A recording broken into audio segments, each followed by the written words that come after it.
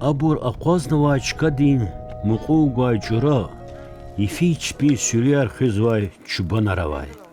Sad lahana abrun vilik rebbidin malayika qatna. Abur alayçka rebbidin kudratin nurari ekeona. Aburuz kevelay kçekhana.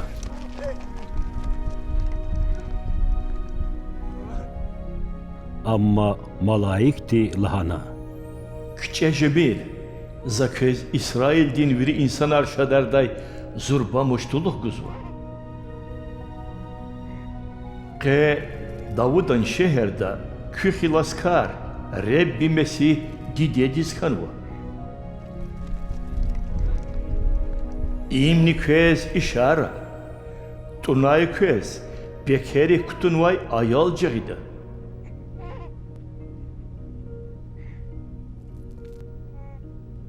Sad dahana malayiktin patav.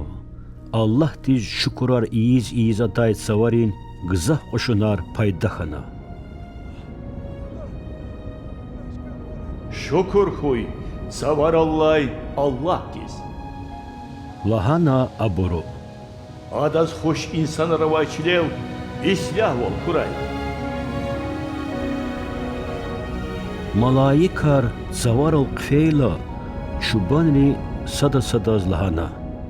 Şaçun Betlehem disfin. Ana uçkanadan kiligin. Çazre bidi uç malımına vada akwan.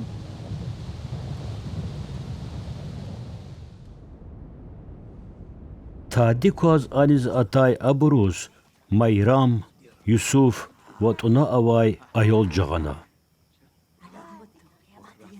Biçeka kurla çubanri malayik tiç biz adakay lahay gıfar anol alay bruz tikrar kona.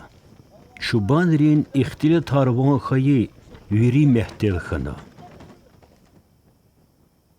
Amma mayrama ibur viri viçirik ekhana ibru kay fikir zavay.